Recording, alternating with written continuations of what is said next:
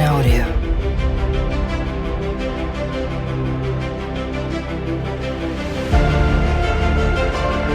अलंगडाला भेट दिल्यानंतर आता आम्हाला जायचे होते मदनगडावरती. आधीच खूप उशीर झाला होता. मदनगडावरती आमचा रात्रीचा मुक्काम असल्या कारणाने लवकरात लवकर पोहोचून आम्हाला टेंट लावायचे होते. कारण गडबटक्यांची बरीच गर्दी असल्याने मदनगडावर लवकरात लवकर जाऊन आपली जागा निश्चित करणे गरजेचे होते. तर मदनगडाकडे जाताना आपल्याला पुन्हा आता पहिल्या टप्प्यात जंगल लागलेलं आहे. दोन्ही साईडून जंगल बघायला भेटते. आता हे जंगल किती घनदाट आहे ते आपण मध्ये गेल्याशिवाय आपल्याला कळणार नाही. तर थेट आपण जाऊया का जंगलाच्या मध्ये जाऊया. तर आपण थेट जंगलामध्ये प्रवेश केलेला आहे. ते बघू शकतात पूर्ण अशी झाडी आहेत. आणि तो मकाची तुम्ही त्या मंत्र्याचा डायलॉग तुम्ही ऐकला असेल, काय त्या झाडी, काय त्या डोंगर, काय तो हॉटेल. पण झाडी आहेत आपल्याकडे, डोंगर पण आहे इकडे, आणि हॉटेल नाही भेटलं आपल्याला. तर आपण आता हॉटेलची व्यवस्था पूर्ण मदनगडावर करणार आहेत. तर आपल्याला कंटिन्यू प्रवास करायचा. बघा ही मुलगी बघा, पूर्ण थकलेली नाही मिळत अजून. हा, साधारण थोडे चालल्यानंतर जंगलाचा टप्पा संपतो आणि लगेच आपल्याला मदनगडाचे दर्शन होते. मदनगड हा महाराष्ट्रातील सर्वात कठीण चढण असलेल्या भटकंतीपैकी एक आहे आणि 4900 फूट उंचीवर आहे. या किल्ल्याचे क्षेत्रफळ अलंग आणि कुलंग जवळील इतर दोन्ही किल्ल्यापेक्षा मोठे आहे. तर तुम्ही बघत असणार की इथे दगड पडलेले आहेत. ते कुठून आणून नाही दिली कोणी, तरी हा डोंगराची झीज झालेली आहे, कातल खडकाची. त्याची निशाणे हलवलो याची झीज होत आहे आणि ही त्याचीच दगड आहे. तर आपल्याला या दगडावरून जायचं आहे पुढे आपल्या डेस्टिनेशनकडे. लगेच दिसतो आपल्याला, हा समोर दिसतोय तो आहे आपला मदनगड. आपल्याला तिथे जायचं आहे. पण आपल्याकडे वेळ कमी आहे. आपल्याला रात्र होण्याच्या अगोदर तिकडे पोचायचं आहे, कारण की तिकडे आपलं कॅम्पिंग असणार आहे. मदनगडाच्या माथ्यावरती फक्त 2 पाण्याच्या टाक्या आहेत, जे मार्च पर्यंत उपलब्ध असते. निवासासाठी एक गुहा आहे, ज्यामध्ये 15 ते 20 जण राहू शकतात. अलंगडाच्या कातल खडकावरून बऱ्यापैकी चालल्यानंतर आपण थेट येतो मदनगडाच्या पायथ्याशी. बऱ्यापैकी चालल्यानंतर आपण पोहोचलो ते मदनगडाच्या पायथ्याशी. आणि आपला इथून आता थ्रिलिंग ऍडव्हेंचर चालू होणार आहे. काताला खोदलेल्या पहिल्या पायऱ्या लागतील, नंतर पुढे रॉक पॅच आहे. ते रॉक पॅच चढून आपण थेट वरती किल्ल्याच्या माचीवर जाणार आहोत आणि आपला तिथे स्टे असणार आहे रात्रीचा. तर चला आपण जाऊया या थरारक ऍडव्हेंचरच्या दिशेने. मदनगडाचा थरार म्हणजे त्याच्या काताल पायऱ्या. कमी जास्त उंचीच्या ह्या काताल पायऱ्या चढताना बऱ्यापैकी घाम फुटतो. मदनगडाचा एक टप्पा असा येतो की तिथे आपल्याला दोरीचा पर्याय घ्यावा लागतो. त्याच्यासाठी सेफ्टी साधने असणे खूप महत्वाचे आहे. तर अशा प्रकारे आपला चालू झालेला आहे मदनगडाचा थरारक प्रवास. आणि वाट बघा, एकदम काताल दगडाची आहे. आपल्याला आपला कॉन्सन्ट्रेशन आहे समोर ठेवायचं आहे, खाली बघायचं नाही, जेणेकरून आपल्याला हाईटची भीती वाटेल. म्हणून सरळ पुढे जाण्याचा प्रयत्न करूया, एकदम काताल माथ्यामधून. सह्याद्रीमध्ये भटकत असताना असे काताल खडक आपली गणगोर परीक्षा घेत असतात. त्यांना मित्र म्हणून चला, नक्की तुम्हाला ते मदत करणार.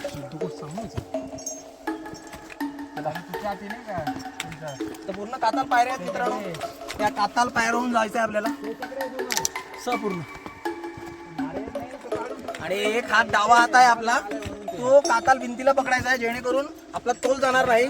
काताल खडकावरून चालत असताना नेहमी काताल खडक्याचा सपोर्ट घेऊन चालणे खूप उत्तम असते, जेणेकरून तुम्हाला गड चढायला जास्त प्रमाणात मदत होते. तर आपला जो बॅलन्स आहे तो एकदम डाव्या बाजूला द्या काताल भिंतीकडे, आणि उजव्या हाताकडे बघू नका, जेणेकरून तुम्हाला हाईटची भीती वाटेल.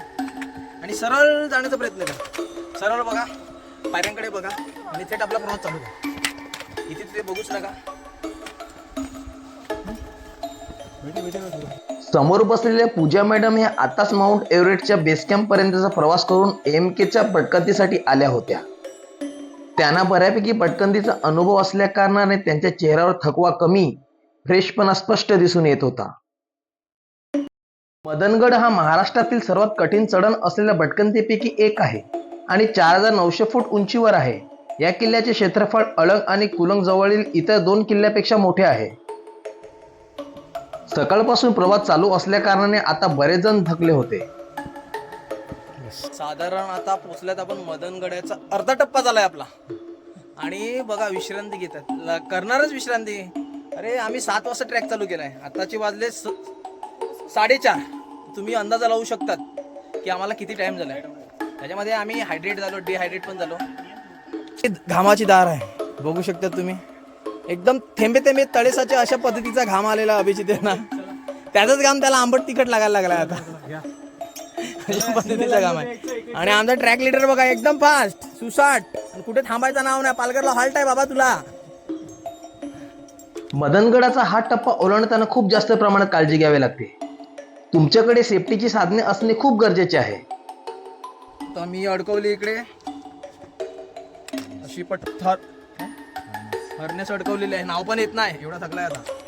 आणि हात बघा असा पकडून त्याच्यातून यायचं आहे आपल्याला. असं हरनेसला पकडायचं आहे, ढकलायचं आहे पुढे. पुढे काताल दगड आहे हे बघा, पाय स्लिप होण्याचा चान्सेस जास्त आहे, त्याच्यामुळे चांगली ग्रीप घ्या.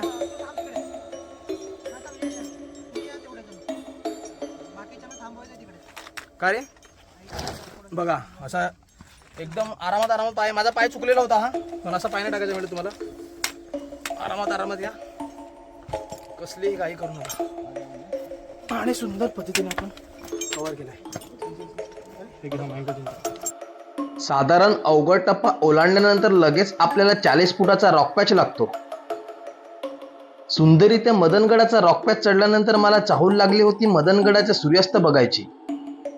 तर फायनली मित्रांनो आपला सुंदररित्या मदनगडाचा जो 3 पॅच होता तो चढून झालेला आहे. तर आपण थेट आता जाणार आहेत मदनगडाच्या माचीवरती, आणि तिथे ऐतिहासिक वस्तू काय आहेत ते आपण ह्या व्हिडिओच्या माध्यमातून बघणार आहोत. तर चला जाऊया, जास्त वेळ थांबू नका इकडे, कारण की ऑलरेडी संध्याकाळ होत आहे आणि आपल्याला टेंट पण लावायचा आहे. रात्रीचा मुक्काम आपला मदनगडावरती राहील. तर त्यासाठी आपण आता घाई करत आहोत आणि आपण थेट निघालो आहोत आपल्या पुढच्या प्रवासाला. अलंगडाप्रमाणे मदनगडाचा कागदोपत्री इतिहास सापडत नाही, पण ब्रिटिश राजवटीत मराठा क्रांतिकारकांनी या किल्ल्याचा आश्रय म्हणून उपयोग केला होता. सकाळपासून भटकंती करत असल्याने शरीर आता खूप जास्त प्रमाणात थकले होते. आता फक्त जेवण आणि आराम पाहिजे होते. सर्व मंडळी गेलेले आहे पुढे, आपणच मागे राहिलेलो आहोत. तर आपला थोडाच पॅच आहे आता, आणि आपला थेट आता मदनगडाच्या माचीवरती प्रवेश होणार आहे. तर बघूया आपल्याला माचीवरती काय काय ऐतिहासिक वस्तू बघायला भेटणार आहेत. आरामात यायचं इथून, काताल खडकाला हात पकडून.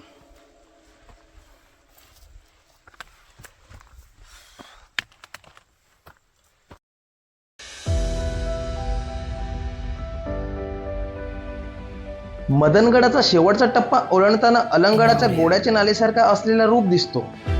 अलंगडाचा रूप बघताना लागलेला थकवा क्षणात गायब होतो.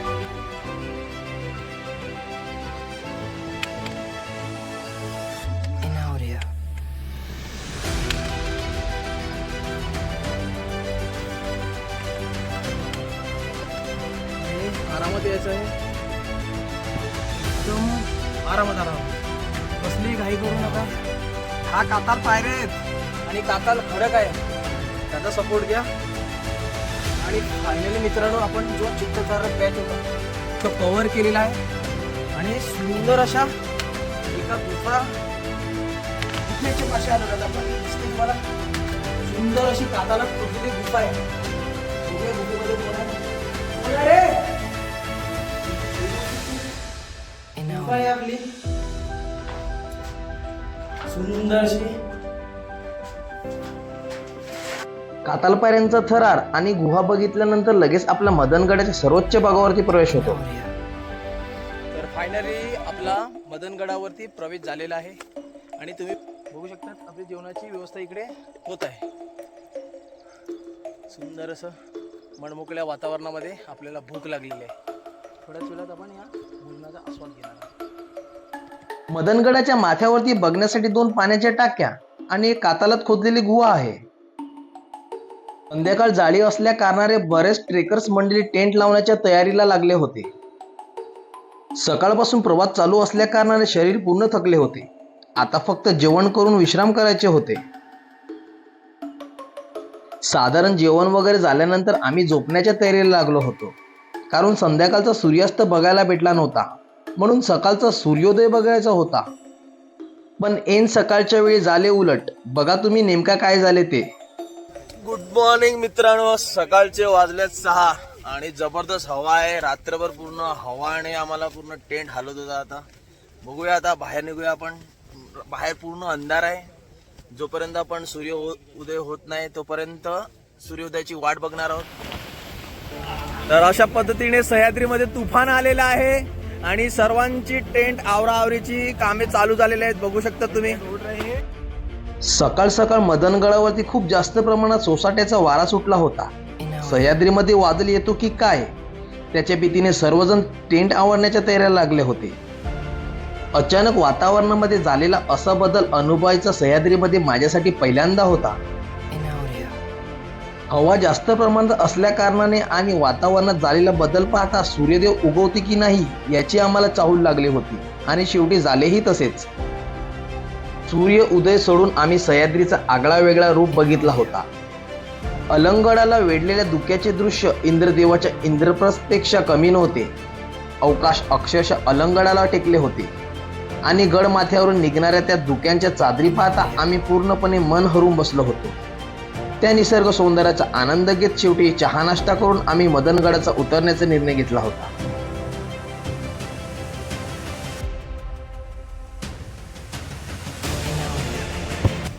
तर फायनली सुंदर असं सह्याद्रीचं रूप बघून मदनगडावरील आता आम्ही निघतो परतीच्या प्रवासाला आणि आता आम्ही थेट जाणार आहोत कुलंगडाकडे. मदनगडावरती तुफान चालूच होता. पाऊस येतो की काय असे वातावरण झाले होते. पाऊस आला तर आपली पूर्ण वाट लागणार होती.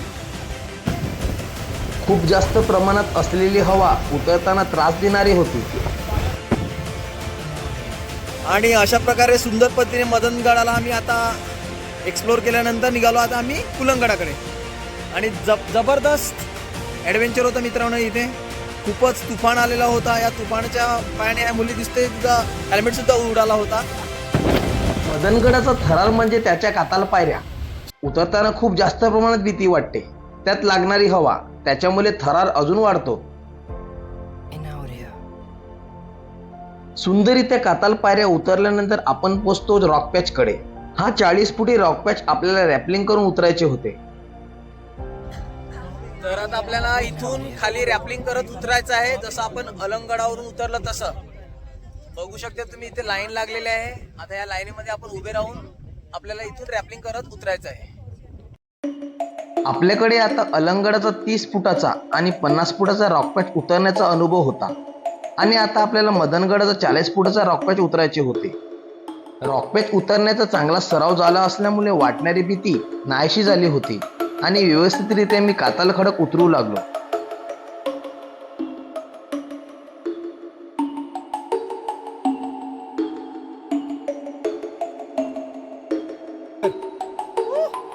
सुंदरीत्या यशस्वी आपला हा मदनगडाचा टप्पा आपण उतरलेला आहोत.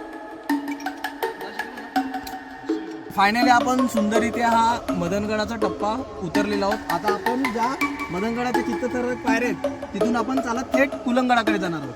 चला जाऊया. एकदम आरामात एक आपला दोन्ही हात किंवा एक हात काताल कड्याला असा हात पकडा जेणेकरून तुमचा पूल जाणार नाही. मदनगडाचा हा दुसरा टप्पा उतरताना लागणाऱ्या ह्या काताल पायऱ्या अतिभयानक वाटतात. खाली असणारी दरी आणि समोर असलेला काताल खडक ओलांडताना खूप जास्त प्रमाणात भीती वाटते. जर तुम्ही नवीन असाल तर हा प्रवास तुमच्या जीवनाला नक्कीच ऊर्जा निर्माण करणारा असेल. साधारण व्यवस्थित मदनगडाची चित्तथरारक काताल पायऱ्या आणि काताल खडक उतरल्यानंतर आमचे लक्ष होते आता कुलंगडाच्या दिशेने. आणि इथे संपतो मदनगडाचा थरार आणि सुरू होतो कुलंगडाचा प्रवास. तर फायनली मित्रांनो आम्ही मदनगडाचा टप्पा व्यवस्थितरित्या उतरलेलो आहोत आणि इथून जाणार आम्ही कुलंगडाकडे. छत्रपती शिवाजी महाराज की जय. छत्रपती संभाजी महाराज की जय. जय भवानी. जय शिवाजी. हर हर महादेव. मदनगडाचा चित्तथरार अनुभवल्यानंतर आम्ही निघालो कुलंगडाच्या दिशेने. कुलंगडाकडे जात असताना आपल्याला मदनगडाला पूर्ण 360 गेरा घेऊन जावे लागते. कुलंगडाचा थरार म्हणजे घसरगुंडी रस्ते, प्रवासात थकवणारी जंगली वाट या सर्वांचा आपल्याला समाचार घेऊन पुढे जावे लागते. तर 5-10 मिनिटं चालल्यानंतर लगेच आपल्याला कुलंगदराचं दर्शन होते. तर आपण असं तिथून आलो होतो, या खडकातून आलो होतो थेट. आता इथून आपल्याला थोडंसं जंगल लागणार आहे. हा जंगलचा टप्पा करून आपण कुलंगडाच्या दिशेने जाणार आहोत. तर पूर्ण असा जंगल टप्पा संपल्यानंतर पुन्हा एकदा असा कातल खडकाचा वाट येते आणि आपण ह्या मदनगड पूर्ण 360 घेरा मारून जायचं आहे आपल्याला कुलंगडाकडे. साधारण 15 ते 20 मिनिटं चालल्यानंतर पहिला थरार म्हणजे घसरगुंडी रस्ते. या रस्त्यावरून जात असताना प्रत्येकाचे पाय घसरत होते.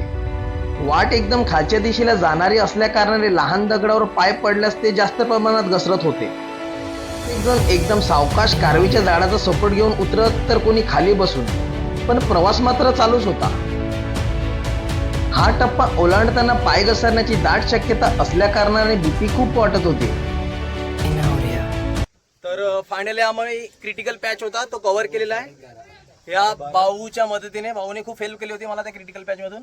आणि आपल्या पाठीमागे दिसतोय तो हा कुलंगड आहे. हा त्याचा काताल माथा आहे आणि आपण थेट आता तिथून जाणार आहोत. आपल्याशी पायवाट आहे. चला, आपल्याला खूप ऑलरेडी उशीर झाला, आपला ग्रुप पुढे गेलेला आहे आणि आपण मागे होतो. घसरगुंडीचं थरार बघितल्यानंतर आम्हाला आव्हान होते ते घनदाट जंगलाचे. मदन ते कुलंग जास्तीत जास्त आडव्या वळणाचे असल्या कारणाने कधी कातल खडकातून पायवाट तर कधी छोट्या छोट्या झाडाझुडपातून.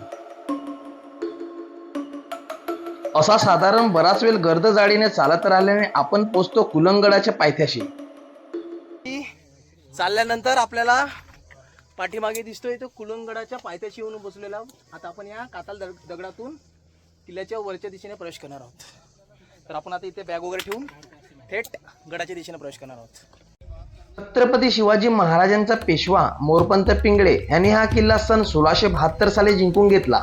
मुघलांसाठी हा मोठा धक्का होता.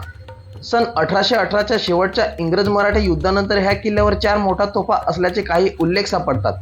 त्यातील शेवटची तोफ इंग्रजांनी वितळल्याचे कळते, पण इतर तोफांचे काय झाले ते माहीत नाही. तर अशा पद्धतीने आपला चालू झाला कुलंगडाचा काताल माथ्यापर्यंतचा प्रवास. अलंग, मदन आणि कुलंगडाचा पायथा असा बराच प्रवास 1 ते 2 दिवस चालू असल्या कारणाने ग्रुपमधल्या 1 ते 2 मेंबरने इथपर्यंत येऊन नांगी टाकली होती. पण आपल्याला पूर्ण कुलंगडाच्या माथ्यावर जाऊन तिथल्या ऐतिहासिक वास्तू बघायच्या होत्या. कसं काय? अरे सर, तुमचे व्लॉग्स बघितलेत मी. अच्छा.